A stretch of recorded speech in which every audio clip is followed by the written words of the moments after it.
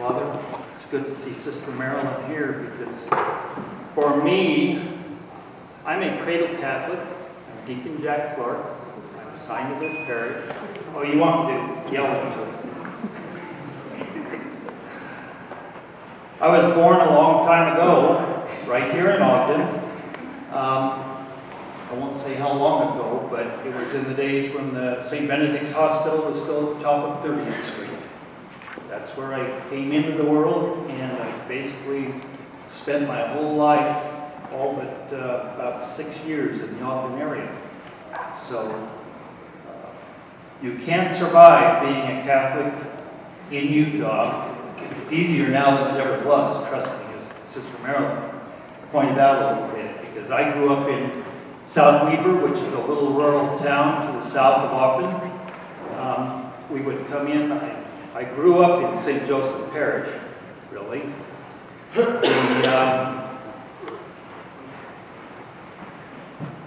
I spent most of my formative years in St. Joseph Parish. My paternal grandparents were Danish immigrants. They were Lutheran as far as their religion goes. There were a lot of converts, LDS converts that came in from Denmark and other parts of Scandinavia during the same time my grandparents came in, but they were not one of them, or two of them as the case may be. On my mother's side of the family, my maternal grandmother was an O'Toole, as I've said many times, so I didn't have a chance. My maternal grandfather was a convert.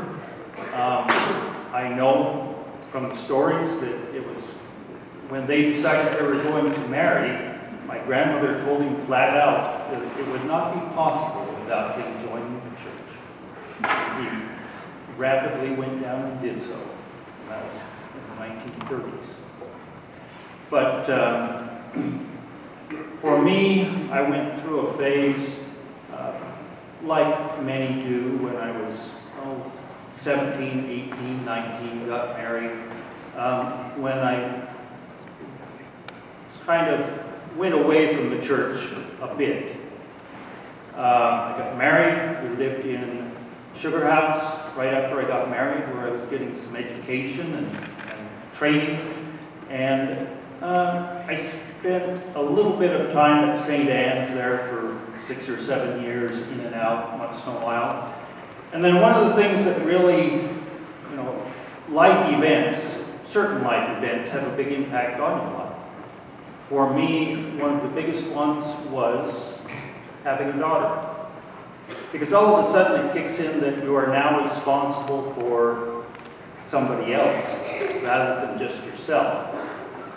And one of the things I was very conscious of, and had been told many times, is the reason you're going, and I never really was one to not want to go, but one of the reasons my mother would tell me that you're going whether you like it or not is you need something to be able to fall back on. You need a faith to be able to sustain you through those times in life where things will look very bleak and very desperate. And you need to have the faith that will support you, that you can rely on to try and pull yourself through those dark times in your life. And I believe that still today for each and every one of us. When I was able to land a job at Thiokol to make rocket motors back in 1985, and shortly thereafter moved back up here. We lived with my parents again, the family home in South Weber, for about 2 years while we built a home in Roy. And when we moved to Roy, what I did was I thought, our daughter was 5 years old at that time. She was starting to get pulled by this one and that one, to go to the LDS church, go do things there. And my wife and I sat down and did a very serious, that just isn't who we are. It just isn't. And I thought, okay, I'll sit down, I'll get on the phone, I'll call a few of the local parishes and see maybe where we're supposed to be going. And I did just that. And the first number I called was St. Mary's over on Pennsylvania Avenue. And a man answered the phone, and I said, he had identified himself as a priest. I didn't recognize his name to start with, because he had no reference at the time. And I told him my story, and we just built this house in Roy, and weren't sure where we belonged. And he said, well, you belong here. And I thought, I'd given Father a whole, 10 minutes of story, and I wasn't sure he quite understood me. I said, well, Father, I'm just trying to find out, this is where I live. He said, you belong here. Very, very rough and to the point. And he said, you belong here. You come and see me after Mass. And I said, okay. All those years, back in the day, the Holy Cross Sisters taught catechism. And I have an award for being best behaved kid in class, at least one year. So I did by and large what I was told. I came into St. Mary's, talked to Father Herlick. He was who I had talked to on the phone, and I often say no truer words were ever spoken. That was about 1987. I got more involved in things going on in the church. When Father asked, as my father taught me and my mother and my grandmother, if Father asks, you do, to the best you can at least. And Father Herling would ask me if a reader wouldn't be there. He'd say, can you read? And I would watch Father a couple of times go to one pew or the other and say, our reader didn't show up, can you read? I didn't know how people were telling him no. It just wasn't part of what I was taught. I didn't realize that was an option. I don't think it should be an option. And so I read several times. I helped Father out when I could several times, and got more involved. And it must have been late in 1999, a letter came in the mail, and it said, we're forming a diaconate class, and someone has suggested that you would be a good candidate for it. At that time, I was doing quite a variety of things in the parish. And I looked at that letter and I thought, I don't know about that. Deacon Bud Wardle, if anyone remembers Deacon Bud Wardle, he was probably my first exposure to a deacon, and I thought a lot of him, but I wasn't sure that was me.